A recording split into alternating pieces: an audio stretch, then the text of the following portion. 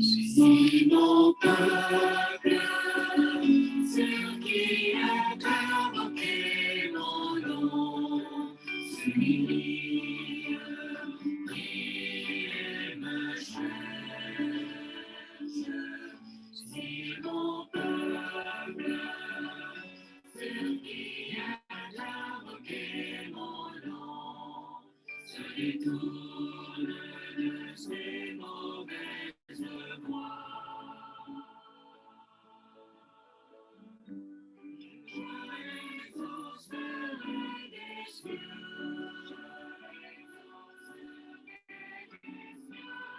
j'effacerai son péché, et son pays je guérirai.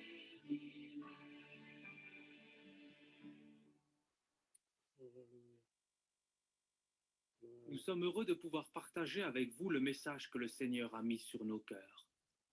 Nous lui demandons de nous diriger dans la prière et dans l'intercession pour notre pays, que nos cœurs soient ouverts et réceptifs et que nous sachions nous mettre ensemble. Quand je fermerai le ciel et qu'il n'y aura point de pluie, quand j'ordonnerai aux sauterelles de consumer le pays, quand j'enverrai la peste parmi mon peuple, si mon peuple, sur qui est invoqué mon nom, s'humilie, prie et cherche ma face, et s'il se détourne de ses mauvaises voies, je l'exaucerai des cieux, je lui pardonnerai son péché, et je guérirai son pays. Par cette parole, Dieu manifeste au monde entier son grand désir d'amener un rafraîchissement et la guérison au sein du corps de Christ ainsi qu'au sein des nations mêmes. La Bible dit que par Christ, nous qui n'étions pas un peuple par rapport au peuple d'Israël, nous sommes devenus le peuple de Dieu. Les principes que Dieu a donnés nous sont par conséquent adressés et nous sommes tenus d'en remplir les conditions si nous voulons en expérimenter les bénédictions. Partout où sont rassemblés les enfants de Dieu se trouve l'Église de Jésus-Christ. L'Église n'est pas un endroit ou un bâtiment, mais un ensemble de personnes soumises à l'autorité de Christ. Le premier ministère du corps de Christ est de louer et d'adorer celui qui nous aime et nous a délivrés de nos péchés par son sang et qui a fait de nous un royaume de sacrificateurs. Offrons, comme le dit la Bible, un sacrifice de louange, c'est-à-dire le fruit de lèvres qui confesse le nom du Seigneur. Nous allons voir dans le texte que nous allons méditer aujourd'hui, Ézéchiel 15, 16 et 17, nous allons découvrir comment Dieu, en punissant Israël, visait l'établissement d'une alliance éternelle avec son peuple. Dieu peut nous corriger pour nous restaurer. Il peut nous corriger, souvent il vient nous corriger pour établir son royaume à nous, pour établir sa puissance à nous et nous donner sa vie, la vie en abondance, la vie éternelle. Écoutons Ézéchiel 15, 16 et 17. Ézéchiel 15. Ézéchiel, chapitre 15. 16 et 17. La parole de l'Éternel me fut adressée en ces mots. Fils de l'homme, le bois de la vigne, qu'a-t-il de plus que tout autre bois, le sarment qui est parmi les arbres de la forêt? Prend-on de ce bois pour fabriquer un ouvrage? En tire-t-on une cheville pour y suspendre un objet quelconque? Voici, on le met au feu pour le consumer. Le feu en consume les deux bouts et le milieu brûle. Sera-t-il bon à quelque chose? Voici, lorsqu'il était entier, on n'en faisait aucun ouvrage. Combien moins, lorsque le feu l'a consumé et qu'il est brûlé, en pourra-t-on faire quelque ouvrage? C'est pourquoi ainsi parle le Seigneur, l'Éternel. Comme le bois de la vigne parmi les arbres de la forêt, ce bois que je livre au feu pour le consumer, ainsi je livrerai les habitants de Jérusalem. Je tournerai ma face contre eux. Ils sont sortis du feu, et le feu les consumera. Et vous saurez que je suis l'Éternel, quand je tournerai ma face contre eux. Je ferai du pays un désert, parce qu'ils ont été infidèles, dit le Seigneur. l'Éternel. 8 versets. Et maintenant, dans Ézéchiel 16, 63 versets. Ézéchiel, chapitre 16. La parole de l'Éternel me fut adressée en ces mots. Fils de l'homme, fais connaître à Jérusalem ses abominations. Tu diras, ainsi parle le Seigneur, l'Éternel, à Jérusalem. Par ton origine et ta naissance, tu es du pays de Canaan. Ton père était un Amoréen et ta mère une Étienne. À ta naissance, au jour où tu naquis, ton nombril n'a pas été coupé, tu n'as pas été lavé dans l'eau pour être purifié, tu n'as pas été frotté avec du sel, tu n'as pas été enveloppé dans des langes. Nul n'a porté sur toi un regard de pitié pour te faire une seule de ces choses par compassion pour toi. Mais tu as été jeté dans les champs le jour de ta naissance, parce qu'on avait horreur de toi. Je passais près de toi, je t'aperçus baigné dans ton sang, et je te dis, vis dans ton sang. Je te dis, vis dans ton sang. Je t'ai multiplié par 10 milliers, comme les herbes des champs. Et tu pris de l'accroissement, tu grandis, tu devins d'une beauté parfaite. Tes seins se formèrent, ta chevelure se développa, mais tu étais nu, entièrement nu. Je passais près de toi, je te regardais, et voici, ton temps était là, le temps des amours. J'étendis sur toi le pan de ma robe, je couvris ta nudité, je te jurai fidélité, je fis alliance avec toi, dit le Seigneur, l'Éternel, et tu fus à moi. Je te lavai dans l'eau, je fis disparaître le sang qui était sur toi, et je t'oignis avec de l'huile. Je te donnai des vêtements brodés et une chaussure de peau teinte en bleu. Je te ceignis de fin lin, et je te couvris de soie. Je te parais d'ornements, je mis des bracelets à tes mains, un collier à ton cou. Je mis un anneau à ton nez, des pendants à tes oreilles, et une couronne magnifique sur ta tête. Hmm. Ainsi tu fus paré d'or et d'argent, et tu fus vêtu de fin lin, de soie et d'étoffes brodées. La fleur de farine, le miel et l'huile furent ta nourriture. Tu étais d'une beauté accomplie, digne de la royauté. Et ta renommée se répandit parmi les nations à cause de ta beauté, car elle était parfaite, grâce à l'éclat dont je t'avais orné, dit le Seigneur, l'Éternel. Mais tu t'es confié dans ta beauté, et tu t'es prostitué à la faveur de ton nom. Tu as prodigué tes prostitutions à tous les passants, tu t'es livré à eux.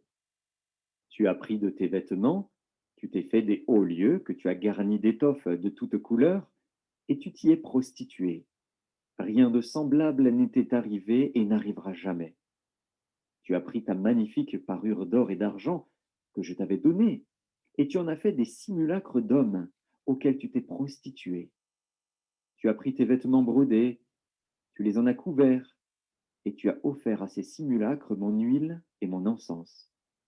Le pain que je t'avais donné, la fleur de farine, l'huile et le miel dont je te nourrissais, tu leur as offert ces choses comme des parfums d'une odeur agréable. Voilà ce qui est arrivé, dit le Seigneur, l'Éternel. Tu as pris tes fils et tes filles, que tu m'avais enfantés, et tu les leur as sacrifiés pour qu'ils leur servent d'aliment. N'était-ce pas assez de tes prostitutions? Tu as égorgé mes fils, et tu les as donnés, en les faisant passer par le feu en leur honneur. Au milieu de toutes tes abominations et de tes prostitutions, tu ne t'es pas souvenu du temps de ta jeunesse, lorsque tu étais nu, entièrement nu, et baigné dans ton sang. Après toutes tes méchantes actions, malheur, malheur à toi, dit le Seigneur, l'Éternel. Tu t'es bâti des maisons de prostitution, tu t'es fait des hauts lieux dans toutes les places. À l'entrée de chaque chemin, tu as construit tes hauts lieux, tu as déshonoré ta beauté, tu t'es livré à tous les passants, tu as multiplié tes prostitutions. Tu t'es prostitué aux Égyptiens, tes voisins au corps vigoureux, et tu as multiplié tes prostitutions pour m'irriter. Et voici, j'ai étendu ma main contre toi, j'ai diminué la part que je t'avais assignée Je t'ai livré à la volonté de tes ennemis, les filles des Philistins, qui ont rougi de ta conduite criminelle. Tu t'es prostitué aux Assyriens, parce que tu n'étais pas rassasié. Tu t'es prostitué à eux, et tu n'as pas encore été rassasié. Tu as multiplié tes prostitutions avec le pays de Canaan et jusqu'en Chaldée, et avec cela tu n'as pas encore été rassasié. Quelle faiblesse de cœur tu as eue, dit le Seigneur, l'Éternel, en faisant toutes ces choses qui sont l'œuvre d'une maîtresse prostituée. Lorsque tu bâtissais tes maisons de prostitution à l'entrée de chaque chemin, lorsque tu faisais tes hauts lieux dans toutes les places, tu n'as pas même été comme la prostituée qui réclame un salaire. Tu as été la femme adultère qui reçoit des étrangers au lieu de son mari. À toutes les prostituées, on paye un salaire. Mais toi, tu as fait des dons à tous tes amants. Tu les as gagnés par des présents, afin de les attirer à toi de toutes parts dans tes prostitutions. Tu as été le contraire des autres prostituées, parce qu'on ne te recherchait pas. Et en donnant un salaire au lieu d'en recevoir un, tu as été le contraire des autres. C'est pourquoi, prostituée, écoute la parole de l'Éternel. Ainsi parle le Seigneur, l'Éternel. Parce que tes trésors ont été dissipés et que ta nudité a été découverte dans tes prostitutions avec tes amants et avec toutes tes abominables idoles, et à cause du sang de tes enfants que tu leur as donné, voici, je rassemblerai tous tes amants avec lesquels tu te plaisais, tous ceux que tu as aimés et tous ceux que tu as haïs. Je les rassemblerai de toutes parts contre toi, je leur découvrirai ta nudité, et ils verront toute ta nudité. Je te jugerai comme on juge les femmes adultères et celles qui répandent le sang, et je ferai de toi une victime sanglante de la fureur et de la jalousie. Je te livrerai entre leurs mains. Ils abattront tes maisons de prostitution et détruiront tes hauts lieux. Ils te dépouilleront de tes vêtements, prendront ta magnifique parure et te laisseront nu, entièrement nu. Ils amèneront la foule contre toi, ils te lapideront et te perceront à coups d'épée. Ils brûleront tes maisons par le feu, et ils feront justice de toi aux yeux d'une multitude de femmes. Je ferai cesser ainsi ton impudicité, et tu ne donneras plus de salaire. J'assouvirai ma colère contre toi, et tu ne seras plus l'objet de ma jalousie.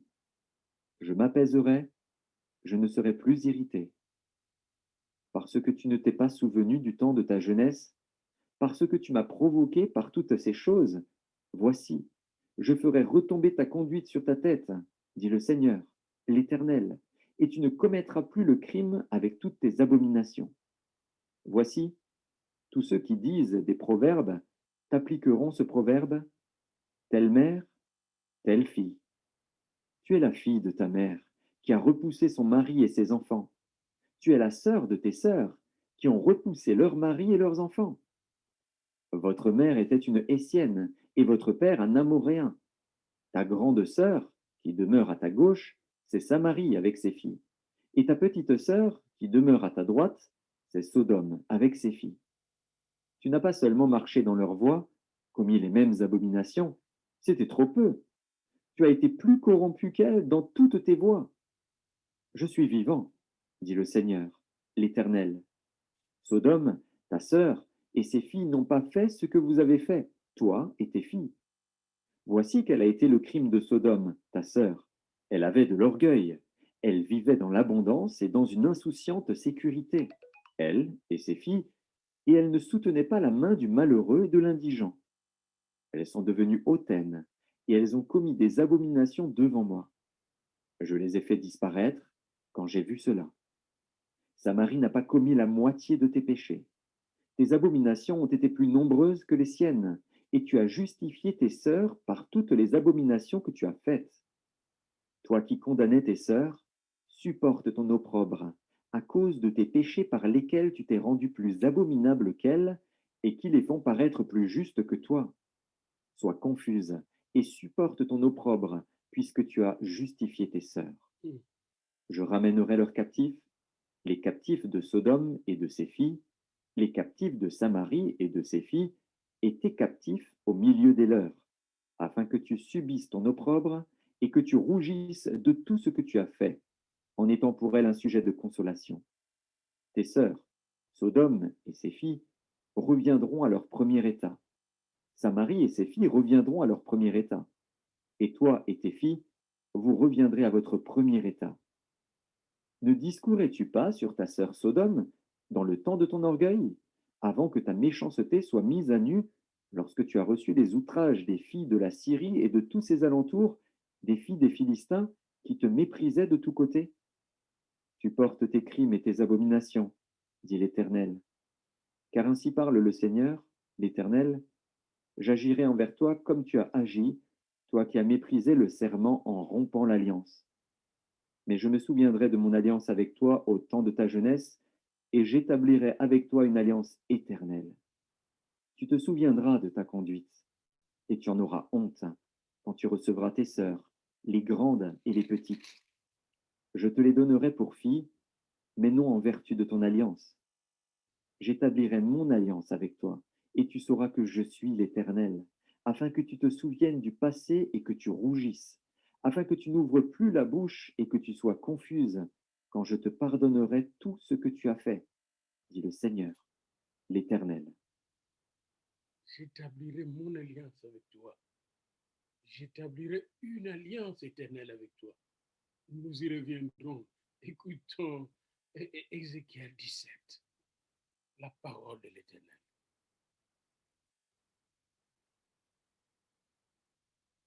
Ézéchiel, chapitre 17. La parole de l'Éternel me fut adressée en ces mots. Fils de l'homme, propose une énigme, dis une parabole à la maison d'Israël. Tu diras, ainsi parle le Seigneur, l'Éternel. Un grand aigle, aux longues ailes, aux ailes déployées, couvert de plumes de toutes couleurs, vint sur le Liban et enleva la cime d'un cèdre. Il arracha le plus élevé de ses rameaux, l'emporta dans un pays de commerce et le déposa dans une ville de marchands. Et il prit un rejeton du pays et le plaça dans un sol fertile. Il le mit près d'une eau abondante et le planta comme un saule. Ce rejeton poussa et devint un cep de vigne étendu, mais de peu d'élévation. Ses rameaux étaient tournés vers l'aigle et ses racines étaient sous lui. Il devint un cep de vigne, donna des jets et produisit des branches. Il y avait un autre aigle, grand, aux longues ailes, au plumage épais. Et voici, du parterre où elle était plantée, cette vigne étendit avec avidité ses racines de son côté et dirigea ses rameaux vers lui afin qu'il l'arrosât. Elle était plantée dans un bon terrain, près d'une eau abondante, de manière à produire des branches et à porter du fruit, à devenir une vigne magnifique. Dis, ainsi parle le Seigneur, l'Éternel. Prospérera-t-elle? Le premier aigle n'arrachera-t-il pas ses racines, n'enlèvera-t-il pas son fruit, afin qu'elle se dessèche, afin que toutes les feuilles qu'elle a poussées se dessèchent? Et il ne faudra ni beaucoup de force, ni un peuple nombreux pour la séparer de ses racines. Voici, elle est plantée. Prospérera-t-elle? Si le vent d'Orient la touche, ne séchera-t-elle pas? Elle séchera sur le parterre où elle a poussé. La parole de l'Éternel me fut adressée en ces mots. Dis à la maison rebelle, ne savez-vous pas ce que cela signifie? Dis, voici, le roi de Babylone est allé à Jérusalem. Il en a pris le roi et les chefs et les a emmenés avec lui à Babylone.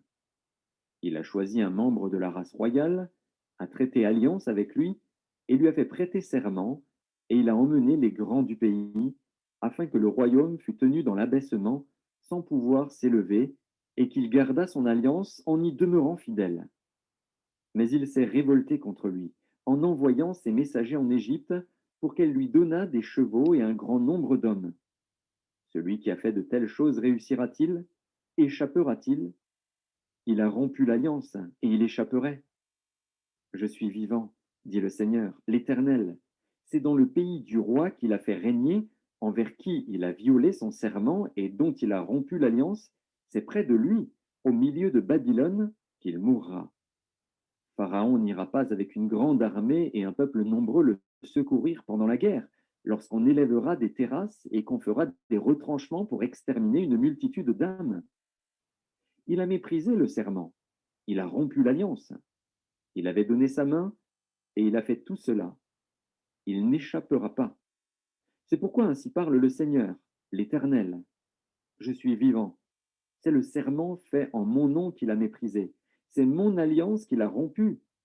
Je ferai retomber cela sur sa tête. J'étendrai mon retz sur lui, et il sera pris dans mon filet. Je l'emmènerai à Babylone, et là je plaiderai avec lui sur sa perfidie à mon égard. Tous les fuyards de toutes ses troupes tomberont par l'épée, et ceux qui resteront seront dispersés à tous les vents. Et vous saurez que moi, l'Éternel, j'ai parlé. Ainsi parle le Seigneur, l'Éternel. J'enlèverai, moi, la cime d'un grand cèdre, et je la placerai. J'arracherai du sommet de ses branches un tendre rameau, et je le planterai sur une montagne haute et élevée. Je le planterai sur une haute montagne d'Israël. Il produira des branches et portera du fruit. Il deviendra un cèdre magnifique. Les oiseaux de toute espèce reposeront sous lui. Tout ce qui a des ailes reposera sous l'ombre de ses rameaux. Et tous les arbres des champs sauront que moi, l'Éternel, j'ai abaissé l'arbre qui s'élevait et élevé l'arbre qui était abaissé, que j'ai desséché l'arbre vert et fait verdir l'arbre sec. Moi, l'Éternel, j'ai parlé et j'agirai. Amen. Bien-aimés dans le Seigneur, c'est puissant ces messages-là. Nous allons juste voir deux versets clés de ce message. Mais avant cela, détendons-nous à travers cette louange de jeunesse à Monsieur. J'aime l'Éternel, car il entend ma voix.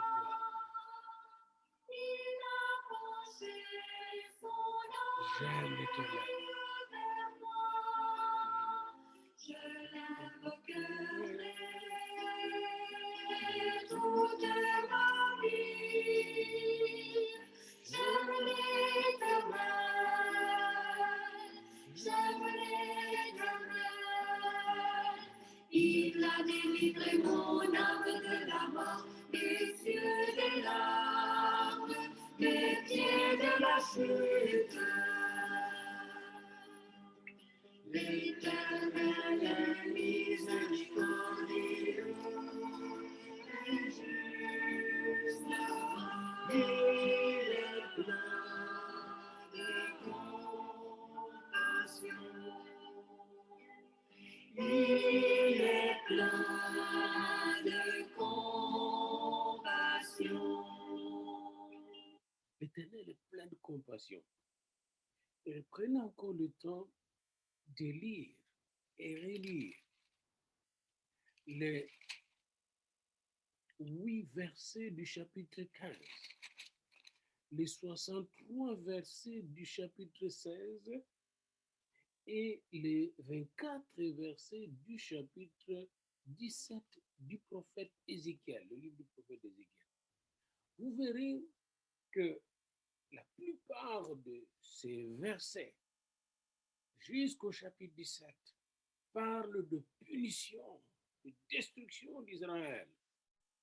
Même au travers de la parabole que Dieu donne, la parabole qu'il donne concernant la maison d'Israël, des grands aigles, n'est-ce pas?